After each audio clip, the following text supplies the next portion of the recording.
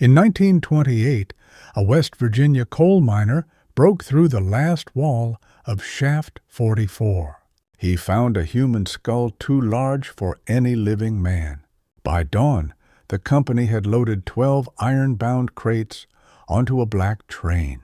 By the next afternoon, the entire mine had been blown shut.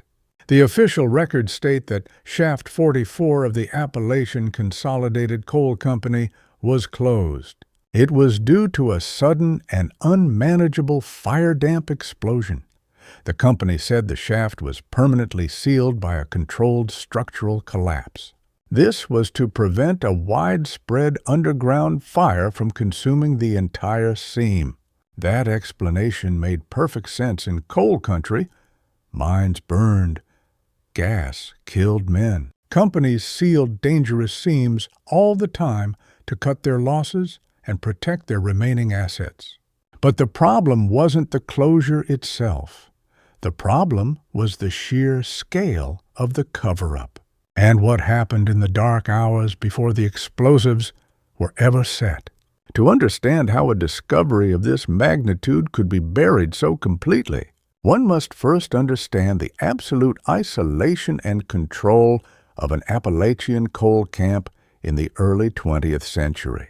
McDowell County in 1928 was not a place of constitutional rights or free press. It was an industrial fiefdom. The Appalachian Consolidated Coal Company owned the ground, the timber, the houses, the general store, and the local law enforcement. They paid their men in company scrip, a private currency useless anywhere else, ensuring that the miners could never afford to leave. In this world, the company was the ultimate authority.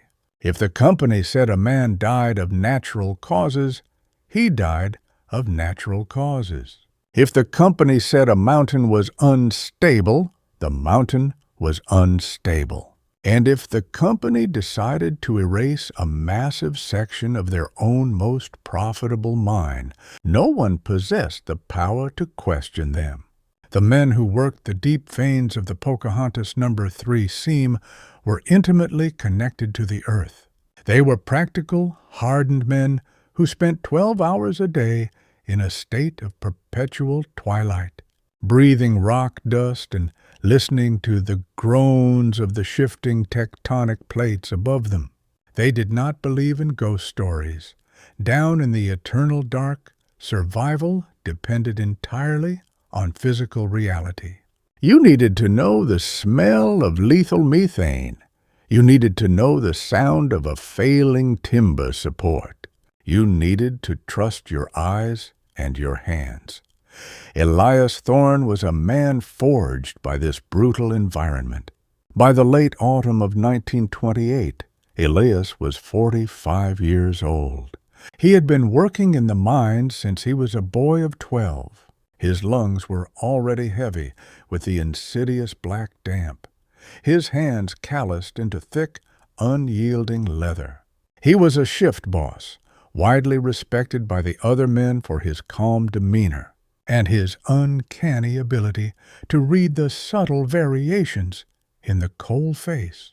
Elias was not a man prone to flights of fancy, hysteria, or exaggeration. He was a man of the earth. November 12, 1928, began as a bitterly cold morning. A heavy frost clung to the skeletal branches of the oak and hickory trees surrounding the yawning entrance to Shaft 44. Elias and his small, specialized crew of 4 men rode the rattling iron cage down into the darkness. They were dropping much deeper than usual that morning. The company was aggressively pushing a new heading, chasing a particularly rich, thick vein of anthracite. That dipped sharply downward, taking them deeper into the foundational bedrock than standard operational guidelines normally permitted. But coal was the only king that mattered, and the promise of profit dictated the depth. By midday, they were more than 1,000 feet below the surface. Elias and his men were working the extreme jagged edge of the new drift. The air down at this depth was stagnant and thick, tasting metallic and dead on the tongue. As they dug, the nature of the rock began to change. The familiar brittle shale and the rich shimmering black coal were abruptly giving way to something entirely different. It was a pale, dense limestone that had no geological business being wedged within that specific sedimentary layer. Elias noticed the change in acoustics before he noticed the visual shift. In a standard coal drift, when a heavy steel pickaxe strikes the wall, the sound is absorbed. It is a dull, flat thud that dies almost instantly in the heavy, dust-choked air. But when his pick struck the pale rock at the dead end of the drift, the sound echoed. It was a sharp, ringing crack that reverberated back down the tunnel. It sounded hollow. Elias immediately ordered his men to stop working. He raised his hand, signaling for absolute silence. In a deep coal mine, a hollow sound behind a rock face is very often the harbinger of a violent death. It usually indicates that a massive pocket of compressed methane gas is trapped just inches away, highly pressurized and waiting for a single microscopic spark from a metal tool to turn the entire tunnel network into a roaring incinerator. The men backed away slowly, their breath visible in the beams of their carbide headlamps.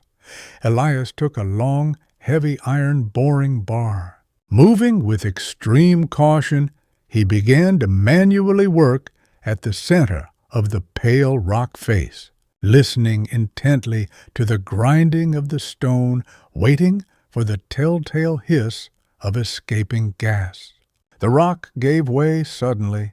It crumbled inward with a heavy, dusty crash, revealing a jagged hole about 3 feet wide. But there was no hiss. There was no sudden rush of deadly, flammable air. Instead, there was only a profound, chilling draft that blew out from the absolute darkness beyond the breach. The air pouring into the mine was bone dry and terribly cold. It carried a scent that none of the miners had ever encountered underground. It did not smell of sulfur or damp earth. It smelled like ancient, undisturbed dust. It smelled like dried bone and millennia of stagnant silence. Elias lifted his carbide lamp to the hole. The narrow beam of yellow light cut through the suspended particulate matter, but failed to hit a back wall. The space beyond the breach was massive. It swallowed the light completely. Methodically and driven by a quiet, mounting sense of awe, the crew used their tools to widen the breach until a man could stand upright and walk through. Elias went first. He stepped out of the narrow, timber-shored tunnel of the modern industrial era and onto a smooth, impossibly flat surface. The other 4 men followed close behind him, raising their lamps high to cast as much light as possible. The illumination revealed a cavern of staggering, impossible proportions. It appeared naturally formed, yet possessed an eerie, unsettling uniformity. The ceiling vanished entirely into the darkness far above them. The walls were lined with strange, calcified limestone formations that looked less like natural stalactites and more like deliberately carved, massive pillars supporting the weight of the mountain above. But it was not the architectural scale of the cavern that stopped the men in their tracks and silenced their breathing. It was what lay scattered across the massive cavern floor. At first glance, in the flickering, uneven light, Elias thought they were looking at a collection of pale boulders, rounded and smoothed by some ancient, long-dried subterranean river. He walked slowly toward the nearest shape, his heavy steel-toed boots echoing loudly in the vast, cathedral-like silence. As he drew closer, the light of his lamp cast long, dancing shadows across the object, slowly defining its horrific contours. It was a skull. Elias dropped heavily to his knees, his breath catching painfully in his throat. He had seen death before. He had pulled crushed, broken men from collapsed tunnels.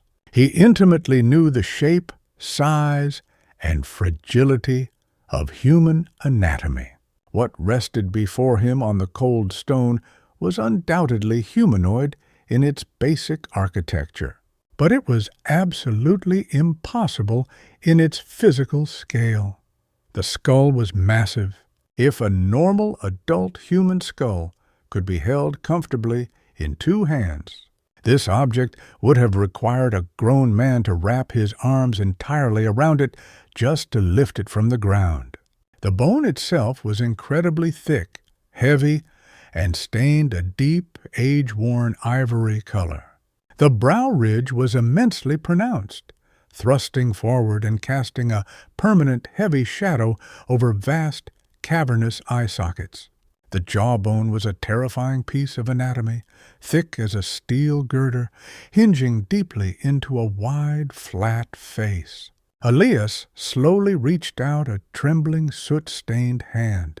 His thick fingers brushed away the centuries of dry, gray dust that coated the teeth. The teeth were entirely wrong. They were not the varied, specialized incisors, canines, and molars of a standard human mouth. They were thick, uniform, peg-like structures designed for immense crushing power. And as Elias traced his finger along the heavy gum line, he realized with a sickening jolt of absolute primal terror that there were 2 distinct, complete rows of teeth. He stood up quickly, stumbling backward, his heart hammering against his ribs. He swung his carbide lamp in a wide arc across the cavern floor. There were more of them, dozens of them. Everywhere the light touched, massive bones protruded from the dust. He saw femurs that looked like felled tree trunks. He saw ribs the size of iron scythe blades. He saw articulated spinal columns that stretched impossibly long across the stone.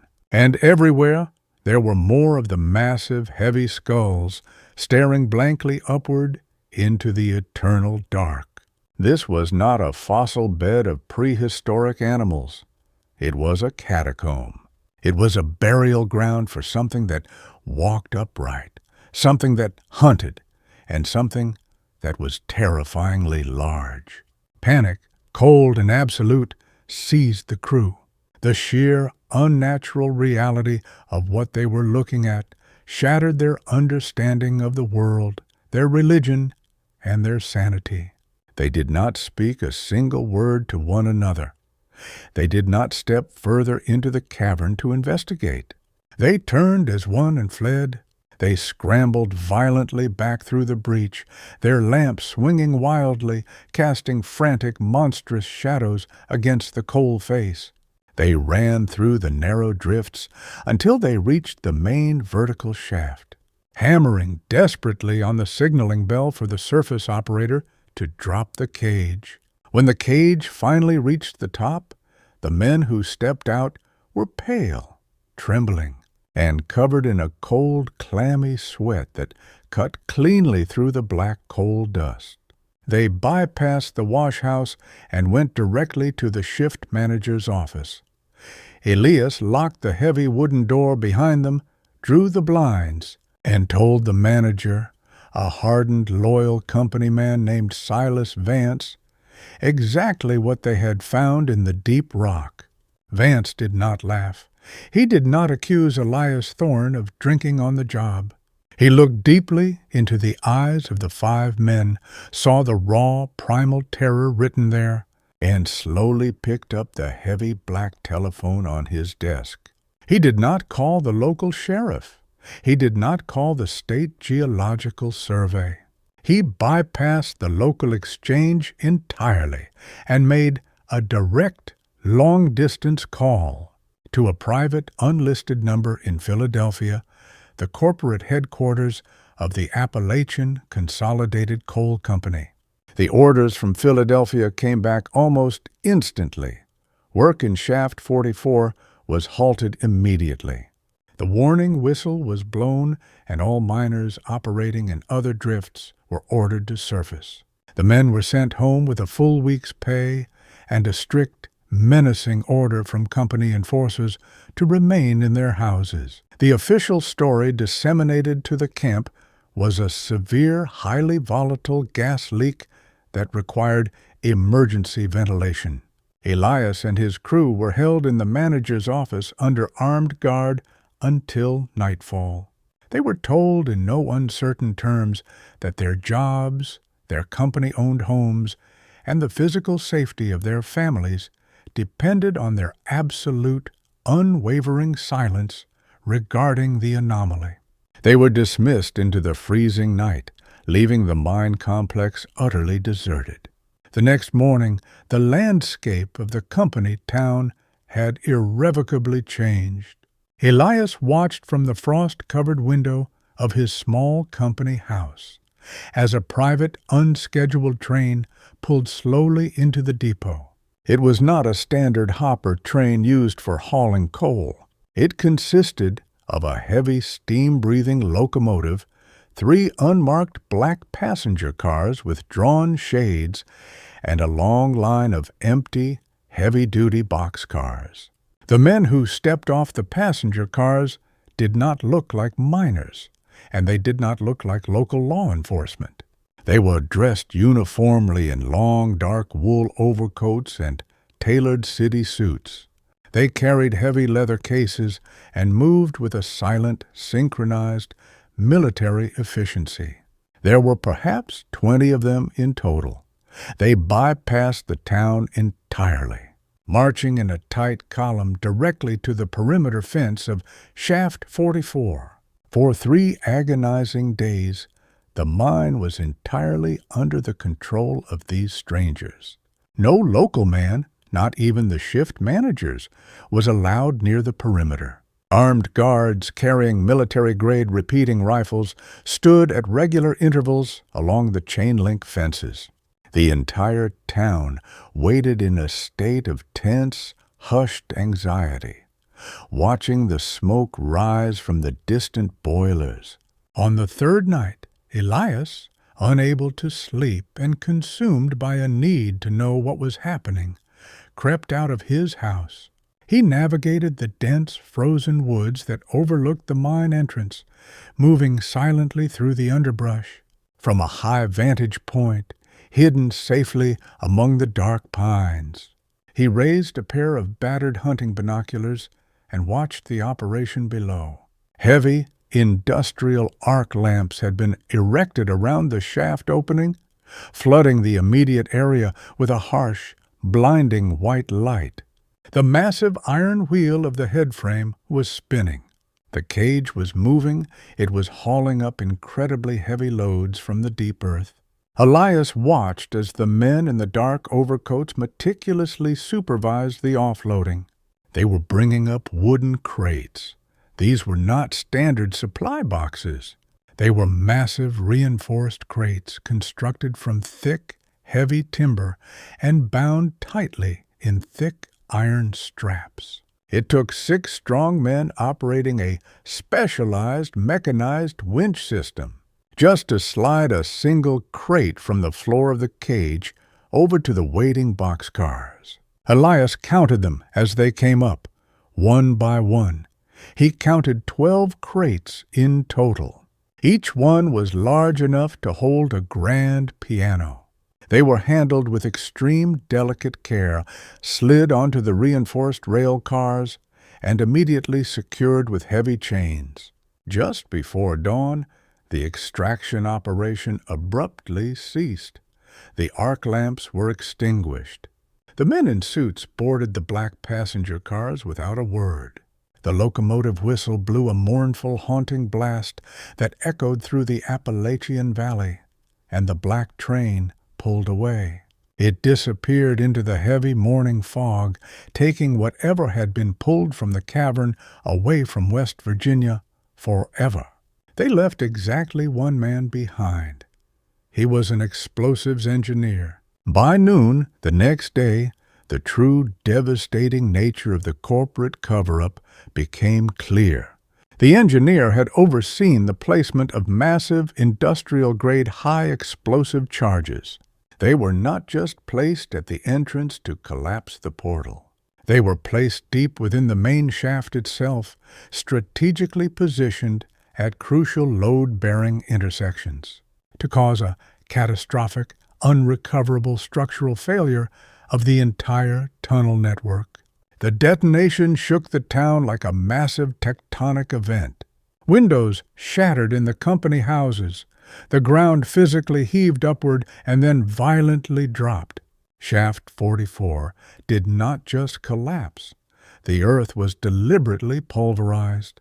The explosion created a massive, terrifying sinkhole that instantly swallowed the entrance, the heavy machinery, the head frame, and any possible route back down to the pale limestone cavern. The company issued a brief, sterile statement in the local county paper the following day. A devastating underground fire had broken out in Shaft 44, following a fire-damp ignition. To prevent the fire from spreading to the rest of the Pocahontas seam and entirely destroying the town above, the agonizing decision was made to purposefully collapse the shaft. It was a tragedy, the company spokesman said, but a necessary one to ensure public safety. Elias Thorne never went down in a coal mine again. He packed his family's meager belongings and moved out of the company town less than a month later, walking away from his pension, to take a lower-paying job at a surface lumber mill in a neighboring county. The men from his crew scattered to the winds. One drank himself to a premature death within a year.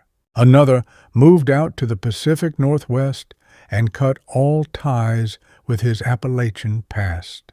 The third man was committed to a state psychiatric hospital in 1932, driven completely mad by relentless night terrors, screaming endlessly to the orderlies about giants waiting in the dark.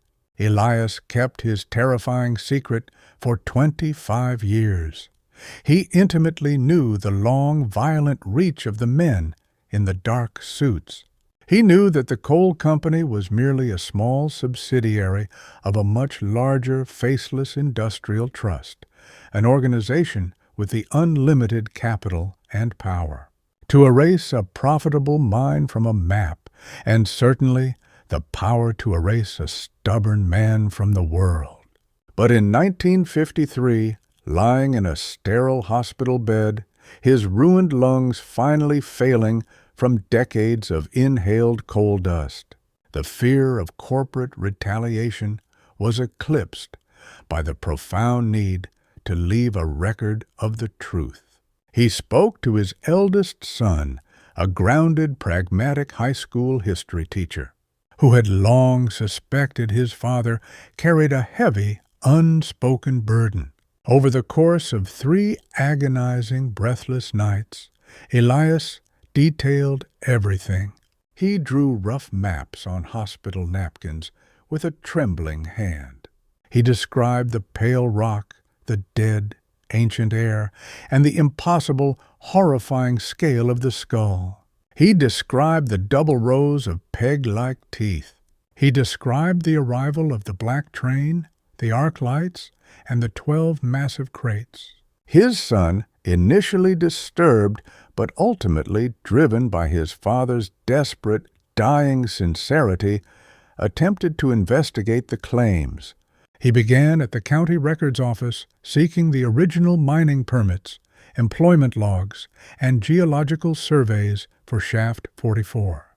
The clerk, an older woman who had worked in the archive for 30 years, was highly cooperative, until he mentioned the specific geographical coordinates of the collapsed mine. When they pulled the heavy leather-bound county ledgers for the years 1927 and 1928, they found something chilling.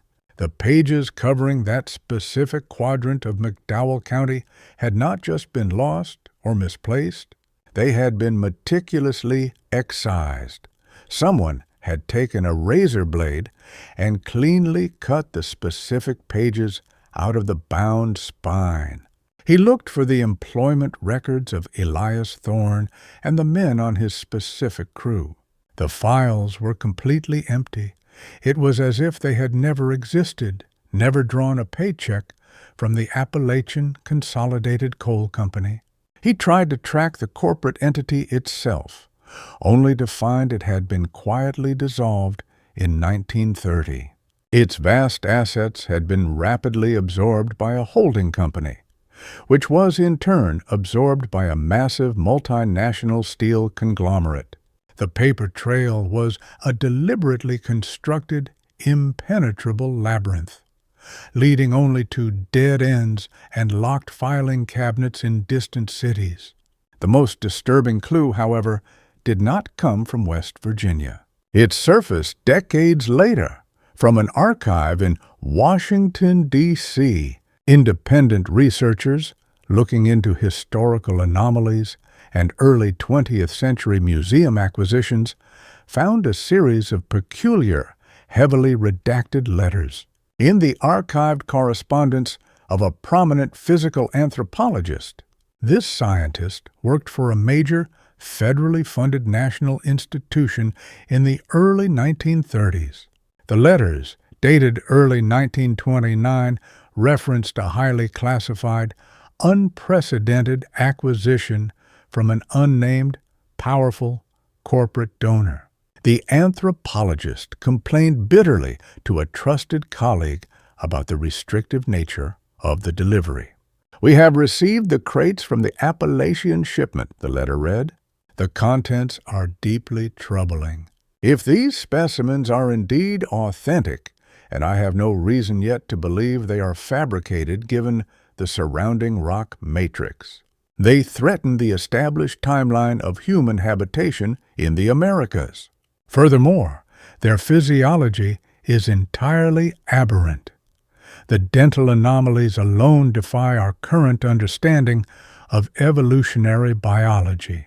I have been strictly instructed by the board of directors to crate them back up immediately and place them in the deep, restricted storage vaults.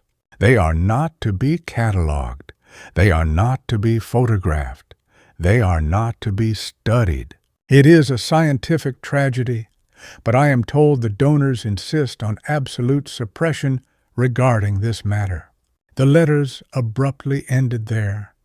No further mention of the Appalachian shipment was ever found in the institution's official public records. If the 12 massive crates went into the deep storage vaults beneath the city, they never saw the light of day again. Today, the land where Shaft 44 once stood is a quiet, densely overgrown valley.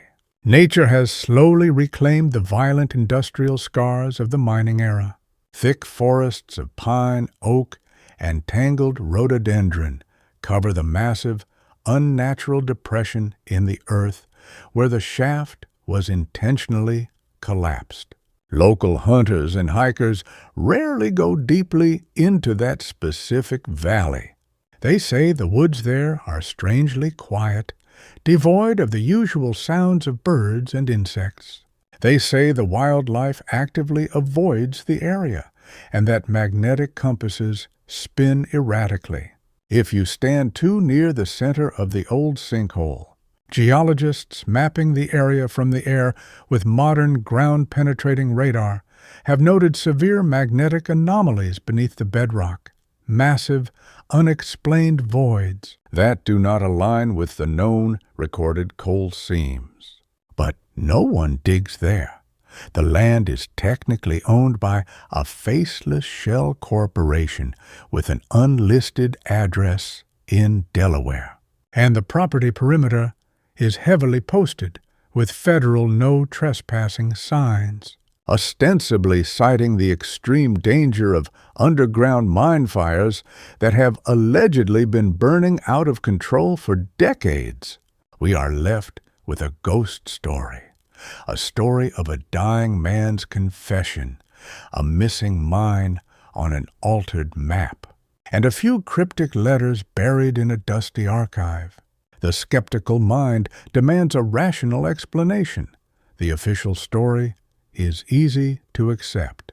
Deep underground, breathing terrible air, exhausted miners might easily mistake the large fossilized skull of a prehistoric mammal, perhaps a giant sloth or a mastodon, for something humanoid.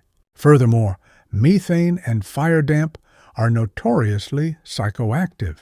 A slow leak can cause intense auditory and visual hallucinations, leading to mass, contagious panic in the dark. As for the destruction of the mine, coal companies frequently destroyed dangerous, unstable mine shafts, using explosives for the safety of the surrounding infrastructure. Corporate records are routinely lost, accidentally destroyed, or discarded during complex buyouts and mergers. The cryptic letters in the Washington Archive might simply refer to controversial Native American artifacts, or unusually large animal fossils that the coal company simply didn't want, delaying their lucrative extraction operations. But if it was merely a misidentified animal fossil, or a collective hallucination born of toxic air and deep earth paranoia, why send in a team of highly organized private operatives? Why coordinate a black, unmarked train under the cover of night to painstakingly remove 12 incredibly massive, iron-bound crates?